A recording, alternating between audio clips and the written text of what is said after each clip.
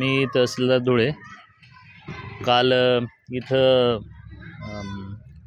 जिल्हा निवडणूक अधिकाऱ्यांच्या कर्मचारी काम करत असताना त्यांच्या काही बाब निदर्शनास आले. त्या अनुषंगाने त्यांनी मला फोन केला आणि गोडाऊन नंबर 2मध्ये स्टेट इलेक्शन कमिशनचे जे ग्रामपंचायतचे इलेक्शन डिसेंबर 22मध्ये झालेले होते, त्याच्यानंतर जे मशीन्स होते, मेमरी वगैरे सर्व ट्रेझरीमध्ये ठेवलेल्या होत्या. त्या अनुषंगाने जे मशीन्स होते त्या मशीन्स गोडाऊनच्या काही खिडक्या वगैरे डॅमेज करून काही अज्ञात व्यक्तींनी मध्ये प्रवेश केला आणि काही मशीनांना त्यांनी इजा केलेली आहे.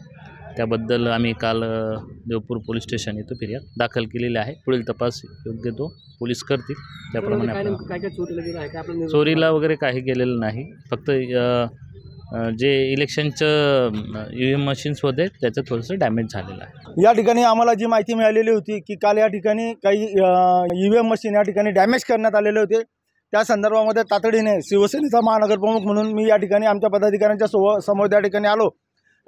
काल या ठिकाणी STIच्या या गोडाऊनमध्ये धुळे ग्रामपंचायतीचे जे मशीन या ठिकाणी EVM मशीन या ठिकाणी ठेवण्यात आलेले होते, त्या मशीन चोरी करण्याचा प्रयत्न या ठिकाणी झाला आणि काही मशीन या ठिकाणी डॅमेज करून ते फोडण्यात देखील आलेले आहेत.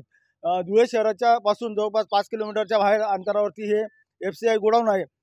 EVM मशीन ही अत्यंत महत्त्वाची शासकीय मालमत्ता आहे.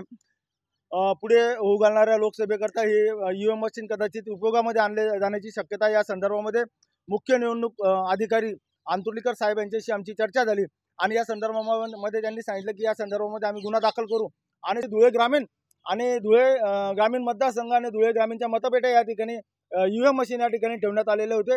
अत्यंत निंदाजनक हा असा प्रकार आहे आणि याच्यामध्ये प्रशासन आणि प्रशासनाचे अधिकारी यांची बेजबाबदारपणा या ठिकाणी उघड होतो. निश्चितच जिल्हाधिकाऱ्यांची भेट घेतल्यानंतर आम्ही त्यांच्यावरती कारवाईची मागणी या ठिकाणी करणार आहोत.